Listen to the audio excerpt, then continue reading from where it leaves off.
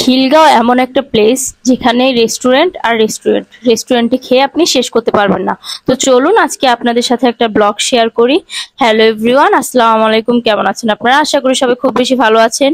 তো সেদিন খুব বোরিং লাগতেছিল, তো হাজবেন্ডকে বললাম যে চলো আমরা খেয়ে আসি। তো হাজবেন্ডকে ধরে বেঁধে নিয়ে গেলাম খিলগাঁও পাস্তা ক্লাবে। এই তো আমরা চলে এসেছি পাস্তা ক্লাবে। এখানে হচ্ছে ওদের ডেকোরেশনটা খুবই সুন্দর ছিল রেস্টুরেন্টের। এখানে আপনারা দেখতে পাচ্ছেন যে বসার স্পেস রয়েছে। এখানে আপনারা চাইলে হচ্ছে বার্থডে সেলিব্রেশন করতে পারবেন। আর আমি তো ঘুরে ঘুরে সবকিছুই দেখতেছিলাম, আমার কাছে সবকিছু খুবই ভালো লাগতেছিল। আর ভিতরে কিন্তু বসার স্পেসও রয়েছে। এই তো আমি জমিদারের মতো হাঁটু গেড়ে বসে পড়লাম, ভাবলাম খেতে আসবো, একটা ব্লগ তো করাই যায়। তো আপনাদের জন্য ব্লগ নিয়ে হাজির হয়ে গেলাম। আর এখানে এত সুন্দর মিরর ছিল, এখানে আপনারা চাইলে দাঁড়িয়ে দাঁড়িয়ে কিউট কিউট পিক নিতে পারবেন। আবার আরেকটা কথা, উপরে বসার স্পেসও রয়েছে খুব সুন্দর। আর যাওয়ার সময় দেখতে পারবেন যে কিউট একটা আয়না, আমি তো আয়না দেখতেছিলাম। অ্যান্ড উপরে গিয়ে বসবো এখন, এখানে বসেও চাইলে আপনারা খেতে পারবেন। তবে আমার কাছে মনে হয়েছিল যে এখানে বসে খাওয়ার থেকে, তো ওদের কাছে জিজ্ঞেস করলাম, ওরা বললো যে ম্যাম আপনারা চাইলে হচ্ছে রুফটপে বসেও খেতে পারবেন। তারপর ওদের কাছ থেকে জানতে পারলাম যে উপরে রুফটপও রয়েছে। আর এই যে দোলনা, এখানে বসে চাইলে আপনারা সুন্দর সুন্দর পিক নিতে পারবেন। আমি তো সুন্দর সুন্দর পিক নিয়ে নিয়েছিলাম আর একটু ফুটেজ নিয়ে নিলাম। তারপর ভেবে চিন্তে চলে গেলাম রুফটপে। রুফটপে কিন্তু বসার জন্য সেই লেভেলের একটা স্পেস ছিল। আর ঢুকতেই আপনারা দেখতে পারবেন কি সুন্দর একটা মিরর, চাইলে আপনারা একটু ফেসটা দেখে নিতে পারবেন যদি মেকআপ উলুট পালুট হয়। তো আমি চলে গেলাম রুফটপে, ওইখানে বসে খাবো, কারণ ওইখানে বসে খাওয়ার ফিলিংসটাই আলাদা। এখানে হচ্ছে আপনারা হাওয়া বাতাস পাবেন, প্রকৃতির যে বাতাসটা, এসির থেকে আমার মনে হয় যে প্রকৃতির বাতাস খেয়ে সুস্থে খেতে পারবেন।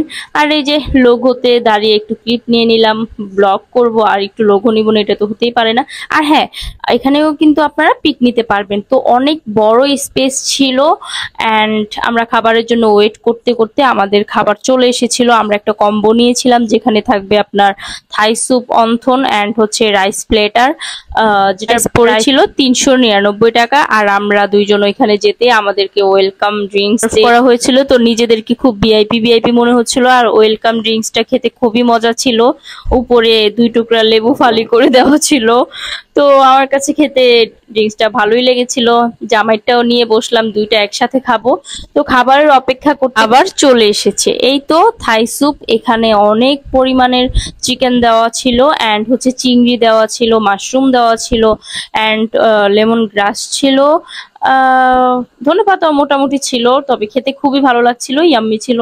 তারপর এই যে দেখতে পাচ্ছেন এই কম্বোটা, এটা কিন্তু থাই স্যুপের সাথে ছিল, যেটার প্রাইস এই মাত্রই বললাম 399 টাকা। আর প্রত্যেকটা খাবারই খুব ভালো ছিল। ভেজিটেবলের সাথে আমি যে রাইলাম ওইটা টেস্ট খুব ভালো ছিল। অ্যান্ড হচ্ছে চিকেন ফ্রাইটা খুব ভালোভাবে কুকড হয়েছে, ভিতরে মশলা গিয়েছিল। আর এই তো আমি চিকেন কারির সাথে খাবো। তো ফাইনালি চলে এসেছে আমাদের পাস্তা। আমি এই কম্বোটার সাথে একটা পাস্তা অর্ডার করে দিয়েছিলাম, কারণ পাস্তা ক্লাবে যাব আর পাস্তা খাবো না, এটা তো হতেই পারে না। এই তো দেখতে পাচ্ছেন যে আমি টানার সাথে সাথে কেমন সাদা সাদা চিজ বেরোচ্ছে। এটা দেখে তো আমি খুবই খুশি হয়ে গিয়েছিলাম, কারণ আমার কাছে হচ্ছে চিজ খেতে খুবই ভালো লাগে, আমি একজন চিজ লাভার। আর এটা খুব ভালো ছিল। আর আর আপনারাও যদি ওদের এখানে যান তাহলে আমি আপনাদের রিকমেন্ড অবশ্যই এই কম্বোটা আপনারা ট্রাই করবেন অ্যান্ড পাস্তাটা অবশ্যই ট্রাই করবেন। এই তো আজকের ব্লগটা এই পর্যন্তই। সবাই ভালো থাকবেন, সুস্থ থাকবেন অ্যান্ড হচ্ছে নেক্সট ব্লগের জন্য ওয়েট করবেন। আল্লাহ হাফেজ।